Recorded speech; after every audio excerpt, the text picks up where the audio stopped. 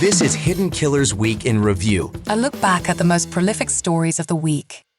This is the Hidden Killers podcast with Tony Brueski. Featuring author, psychologist, and daily contributor, Siobhan Scott. Investigators saying back to the defense, if you want to go talk to these people, go talk to these people now, all these years later. What kind of difference would be taking place there psychologically with someone, the week of the investigation? Obviously, that's the initial investigation. Obviously, that's a very important time. I mean, there's television shows about it, the first 48 hours and things like that, because we know that is such a critical time in gathering information about talking to someone who, not even necessarily the murderer, but just suspects or people who may have some knowledge of, oh yeah, so-and-so was out there that day.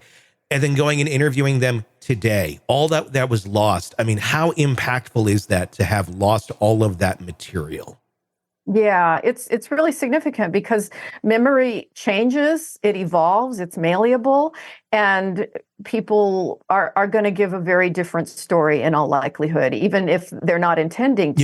Yeah. It's they've been influenced in all this time. That has to be a part of it. And there are such things as false memories too, where yes. One can hear information. Can you explain that a little bit more in detail to try and understand what exactly like a false memory is, like an example of how that could change from back then to today? Yeah, there have been a lot of experiments with memory in the last 30, 40 years. And we used to think that it was sort of like a videotape in your head, that there was this recording of your life and things that happened, and people could just, stop and think about something and then recall this like watching a video and relay this. And that used to be a lot of how cases were tried, that memory by eyewitnesses was looked at as infallible. We know that that's not true now. There have been some interesting experiments where kids were told, this was by a psychologist named Elizabeth Loftus, who's very famous. Kids were told, little children, remember the time you got lost at the mall and a lady came up to you, and then they would go through this whole scenario. And a huge percentage of the kids, it was like at least half the kids, would then incorporate this story as if it had really happened. And they would come back years later and ask them, were you ever lost at the mall? And they would say, oh, yes. And it was just as if that this had been a real thing. And so we know there have been additional studies since then. That was the first big one where it was like, whoa, this kind of shook the world, of people who have been given material that they've seen in a movie or whatever, and then later on they were asked to recall and they incorporated that into the memory. So we know that memory is very fallible, very flexible, and I think it's true for all of us. How interesting. I mean, obviously that was with kids being lost at the mall, who hadn't been lost at the mall. Exactly. But then they have that. Is there a difference in adults at all, though? I guess, kids, we can kind of say, I think I remember a lot of details as a child better than I do as an adult. Some will say it's the opposite for them. But, there's so many weird random things that I will remember in great detail from that time. As an adult, it's like, last week I'm kind of fuzzy on. But is it different with adults or children? And how has that been applied in an adult fashion to see how that works as well?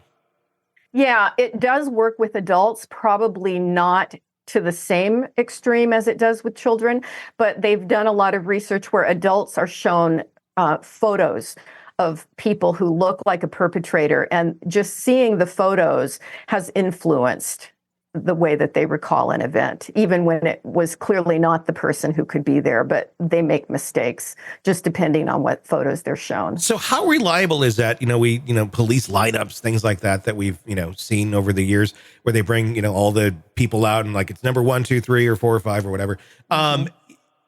How accurate are those sort of exercises when it comes to identifying a possible suspect or perpetrator, or is it kind of more so, if you see the person, you really know, okay, I'm going to guess it's pretty easy, but if there's some question there and one person looks a little shadier than the other, is it more in our minds than to go pick the shadiest looking person, at least from our prism of view?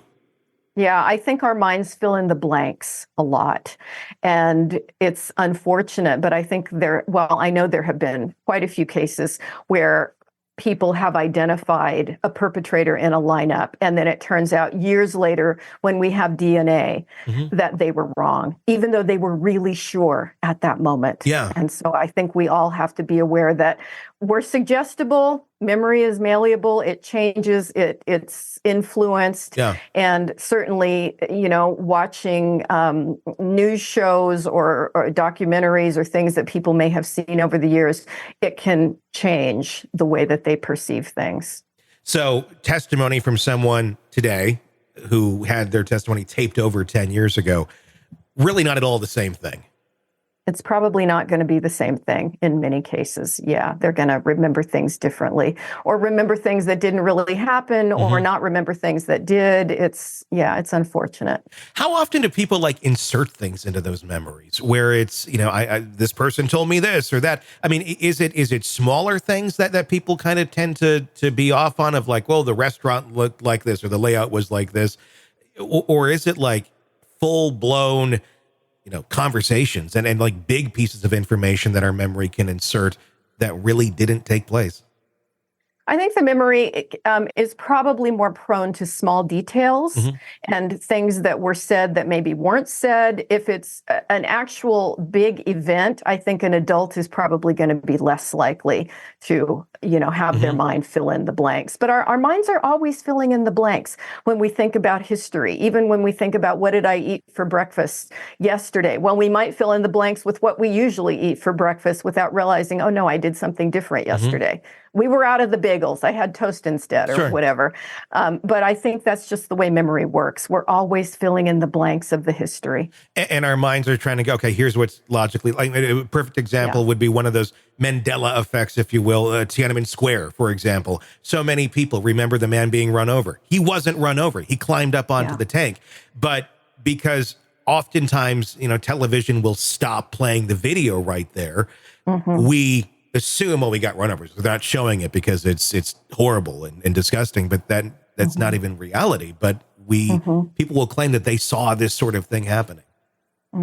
Yeah, it definitely is one of the problems with the human mind. It's not as sophisticated in many ways as we like to think it is. We have a lot of play with it. Sure. I mean, the Mandela effect is always a very interesting thing to talk about, where obviously it's about Nelson Mandela. People believe or had in memory that he died in prison. He did not.